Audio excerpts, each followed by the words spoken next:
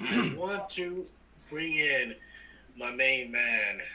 This guy, I tell you, we recently connected, and he piqued my interest because when he connected, he was like, I want to talk to you, and I got my business partner, and That's you, bro. he was quite evasive just by his initial uh, comment. I was like, let me connect with this guy. Let me see what he has to talk, and he accepted to join us today on Cocktails.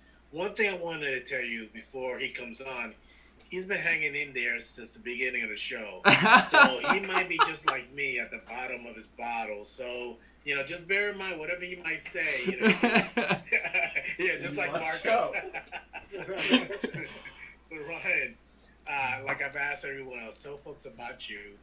Let folks know what you're passionate about. And lastly, why should somebody connect with you here on LinkedIn, please? Well, first, thanks for having us, guys. We really appreciate it. Cam Conley kind of got me on here. He was like, I met this crazy guy virtually. His name's Chello. And I was like, I'm interested. His name's cool. Like, let's connect. No, but we run actually a strategic consulting firm. And my life experience, and I want to say thanks to you guys. Like, your guys, this is why I do what I do, is because your guys' life experience, everyone has a different story to tell. And I love going into a business and just analyzing. What I'm really good at is simply taking a business's model and what they're doing and not completely changing it, but rather going in and saying, hey, you guys are crushing it here, here, and here, but your guys is like, sales is such a vast thing. Everyone's in sales no matter what you do. You're selling yourself always. You're always thinking about what could I do better, all these different things. But that's kind of what we do, is we go in and we say, hey, I've worked for a multi-billion-dollar corporation, and I've worked for startup companies. I started my own company prior to this one, and I actually sold it successfully. So I've done some things versus like trial and error, and it's pretty cool because it really just gets me excited reaching out to businesses that are like, our target demographic is under 20 million in revenue that want to reach, 50 to 100 million dollars. And I'm just great at sales because like everywhere I go, like I've worked for, I don't know if you guys know the name Neil Patel. He has like 8 million followers, and he's a pretty huge guy in the SEO and marketing space. So I've kind of grown over the years just by being a Joe Schmo in a job, but every single job, like my first job ever, at T-Mobile, my very first job, I was the number one salesperson in the whole company. Won a trip to Mexico, the whole nine, and it was really cool. It was inspirational, but it was just easy to me. It came easy, and then I kept perfecting. Practice makes perfect, and so from there, I simply just went on, and I went to some other companies and realized these guys are doing their whole company, a $30 million company, and they have a 60-minute script. Like, that is a nightmare. Like, that's just crazy. Yeah. So I went in, and I just was like, this is fluff, this is fluff, this is fluff. I whittled it down to about 10 to 15 minutes. Long story short, I broke records in that company, sold over $1 million just shy of 12 months of working there. And then I started my own company when I was 20 years old. That was many years ago. But yeah, it was pretty cool. And then that's the company I was referring to earlier. We sold that company, and I moved on because it's not just, that was a website and SEO company, which I'm great at. Everyone claims to do websites, and they all do it. You go talk to your neighbor, hey, I need a website.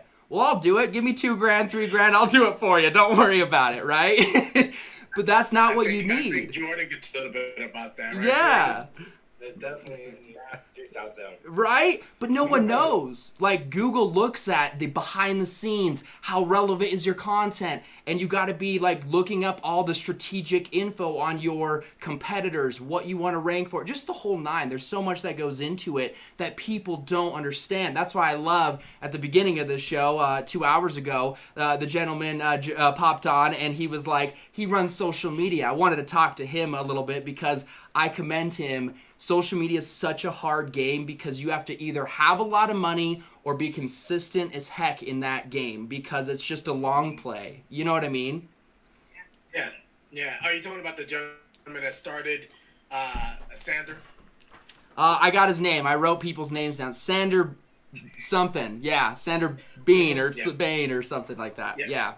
Yeah, that's him. Yeah, yeah. Yeah, so it's really cool Yeah. to see people like, like in that industry, in the similar industry, but we've kind of pivoted in our lives of just doing, like, that's kind of why I sold that company, because this wasn't the mission.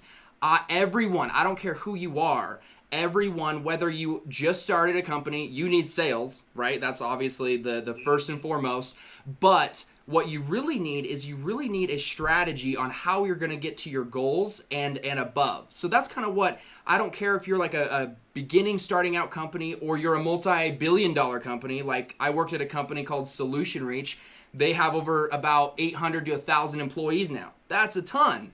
But my point is that I jumped on board with them, and their OSRs, outside sales reps, they weren't even doing nearly the amount of the inside sales reps. Long story short, giving some advice and kind of like critiquing them and their process, and everything's process oriented. You just have to make it in layman's terms so every Joe Schmo can understand it. And that's what I went in, did. Long story short, the OSRs actually outperformed the inside sales reps, and kudos to them, because that is so, it's hard to do. Like, how many people can I call in 1 hour? Roughly 20 is what I've realized. If I'm crushing it, 20 people in an hour I can call efficiently. Besides that, I mean, really being in the outside game, how many people can you visit in an hour? 1 to 2, you know? So it's pretty cool to see kind of just past experiences, where I'm at today, and that's why I love connecting. Like, this is what's so cool about social media and all this stuff. If you really use it correctly to your advantage, you can like literally, we had a call earlier, Cameron and I. It wasn't cocktails, thanks, Chello, but we had a call earlier, and They it was. can't be cocktails. I know they can't all be, man. We're in Utah over here. They cannot all be cocktails. This is new for us. No, but see, Cello knows.